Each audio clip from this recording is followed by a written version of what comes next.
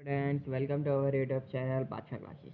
Students आज की video में हम डिस्कस करने वाले हैं क्लास 12 के फिजिक्स का एक नया चैप्टर। आज हम स्टार्ट करेंगे एटम्स। इसमें एटम्स हमने क्लास 9th में हमने पढ़ा था केमिस्ट्री में, क्लास 10th में भी हमने थोड़ा सा उसके बारे में डिस्कस किया था, क्लास 11th में भी हल्का फुल्का एटम के बारे में हमने डिस्कस किया था। क्लास 12th में अब हमारे फिजिक्स में एटम हमारा पूरा चैप्टर आया है और इतना बड़ा, बहुत ज़्यादा बड़ा चैप्टर है। और इसमें जो हमारे क्लास 9th में साइंटिस्ट ने, जो हमारे उन्होंने क्या नाम है, रदरफोर्ड वगैरह ने, जितने भी हमारे साइंटिस्ट आए थे, उन्होंने अपना अपना एक्सपेरिमेंट दिया था।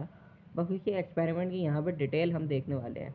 तो फ्रेंड, साइंटिस्ट के एक्सपेरिमेंट के पहले तो हमें यही पता होना चाहिए जो हम चैप्टर पढ़ रहे हैं वो कौन सा चैप्टर है। वो चैप्टर है हमारा एटम।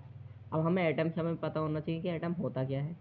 तो स्टूडेंट, एटम हमारा क्या होता है? एटम हमारा बहुत ही स्मॉलेस्ट पार्टिकल होता है किसी भी मैटर का, जो कि हमारे किसी केमिकल रिएक्शन में हमारा पार्ट लेता है। ठीक है, इसे कैसे, किस तरीके से लिख सकते हैं? इसे इस तरीके से लिख सकते हैं, देखते हैं।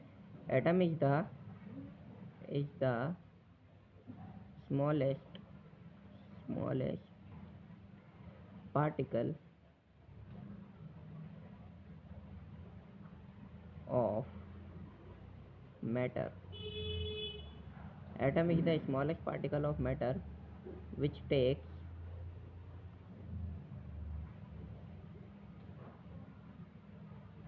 part in a chemical reaction.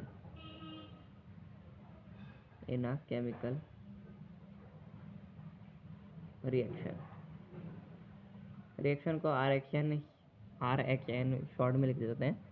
तो स्टूडेंट्स, एटम क्या होता है? एटम हमारा बहुत ही स्मॉलेस्ट पार्टिकल होता है किसी भी मैटर का, जो हमारा पार्ट्स लेता है, हमारा केमिकल रिएक्शन से हमारा टच होता है, इंक्लेव होता है। ठीक है, अब मैटर क्या होता है स्टूडेंट? मैटर हमारा कोई भी ऐसी चीज़ जो हमारा वॉल्यूम को ऑक्यूपाई, जगह को ऑक्यूपाई करे, यानी कि कोई भी ऐसी चीज़ जो जगह घेरे, जिसका कुछ ना कुछ मास हो, कुछ ना कुछ वॉल्यूम हो, वो हमारा मैटर होता है। ठीक है स्टूडेंट, क्लास 9th से हम पढ़ते हुए आ रहे हैं मैटर क्या होता है।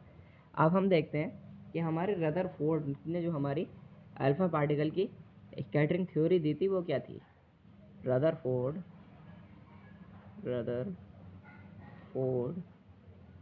Model of an atom alpha particle scattering experiment. इसमें इसका मतलब क्या हुआ कि अल्फा पार्टिकल की बम्बार्डिंग की थी रदरफोर्ड ने, स्कैटरिंग एक्सपेरिमेंट। अभी हम डिटेल में देखते हैं उसके बारे में। अल्फा पार्टिकल की बम्बार्डिंग की थी रदरफोर्ड ने। रदरफोर्ड कौन था? रदरफोर्ड एक हमारा साइंटिस्ट था जिसे हम जानते ही हैं। आगे चल के उनका मॉडल नील बोहर ने फेल कर दिया था, जिसके बच्चे क्लास में 9th क्लास में बहुत बुरा बुरा कहते थे कि बताओ ये दे ही क्यों रहा है, जब इनका लिमिटेशन आ गई है, इनका मॉडल फेल हो गया तो हमें पढ़ाई क्यों रहे हैं, ज़रूरत ही क्या है। चलो देखते हैं। एक्सपेरिमेंट रदरफोर्ड ने क्या कहा था? एक बहुत ही ज़्यादा अल्फा पार्टिकल है, इन्होंने गोल्ड फॉइल की शीट ली थी, बहुत ही ज़्यादा अल्फा पार्टिकल इन्होंने बम्बार्डेड किए थे उस गोल्ड फॉइल शीट के थ्रू। ठीक है, और इसमें किसी भी, बिना किसी डिफ्लेक्शन के बहुत ज़्यादा एटम्स हमारे पास हो भी रहते। Most of the space in an atom is empty. कुछ जगह पे एटम जो होते हैं हमारे पास नहीं हो पा रहे थे, तो कुछ अल्फा पार्टिकल हमारे गोल्ड शीट से डिफ्लेक्ट कर रहे थे बहुत ही कम एंगल से। और पॉजिटिव चार्ज जो होते हैं एटम में, वो हमारा नॉन यूनिफॉर्म थे। ठीक है, यूनिफॉर्मली डिस्ट्रीब्यूटेड नहीं थे, यानी कि यूनिफॉर्मली डिस्ट्रीब्यूट के मतलब एक लाइन में अगर आप एक इक्वल अमाउंट में अगर आपके चार्ज जो है डिस्ट्रीब्यूट हो तो आप इसे यूनिफॉर्म कह सकते हो। मगर एक अनइक्वल अमाउंट में अगर आपके चार्ज डिस्ट्रीब्यूट हो तो आप उसे नॉन यूनिफॉर्म कहते हो। ठीक है, तो जो पॉजिटिव चार्ज थे हमारे नॉन यूनिफॉर्म हमारे एटम के अंदर डिस्ट्रीब्यूट थे, और उसका कंसनट्रेशन जो था हमारा वॉल्यूम में बहुत ही कम था। ठीक है स्टूडेंट, तो जो वॉल्यूम ऑक्यूपाइड किया गया था पॉजिटिवली चार्ज पार्टिकल से, वो बहुत ही कम था as compare to negatively charge particle. ठीक है, मतलब टोटल चार्ज पार्टिकल। ठीक है स्टूडेंट, ये था हमारे रदरफोर्ड की थ्योरी। बट अब हम इसे देखते हैं कि इसको किस तरीके से लिख सकते हैं। इसे इस तरीके से लिख सकते हैं। पॉइंट नंबर 1 अगर हम बनाएं तो ये बताएंगे, most of the alpha particle most of the alpha particle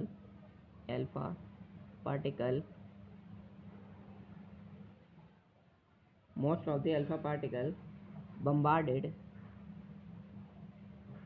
bombarded,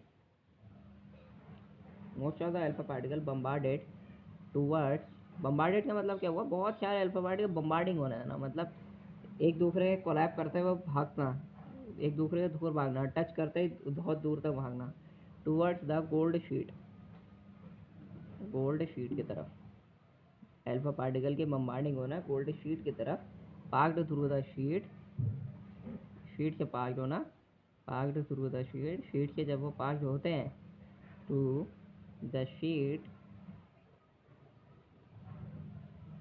parked through the sheet without any deflection, बिना किसी डिफ्लेक्शन के वो पास हो जाते हैं, हमने देखा था एक्सपेरिमेंट में, ठीक है स्टूडेंट्स, विदाउट एनी डिफ्लेक्शन।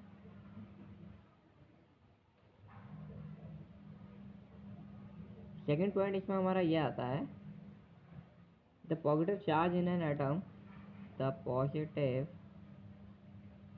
इसमें क्लियर हो रहा है। सेकेंड पॉइंट अब हम देखते हैं, the positive charge in an atom, atom is not uniformly distributed, not uniformly distributed, वो यूनिफॉर्मली डिस्ट्रीब्यूटेड नहीं था, यानी कि इक्वल अमाउंट में डिस्ट्रीब्यूटेड नहीं था, डिस्ट्रीब्यूटेड, ठीक है students. The positive charge in an atom is not uniformly distributed, और इसमें साथ ही साथ क्या था, the concentration, concentration, concentration of positive charge, of positive charge, concentration जो था पॉजिटिव चार्ज का एटम का, ठीक है, ऑफ एन एटम,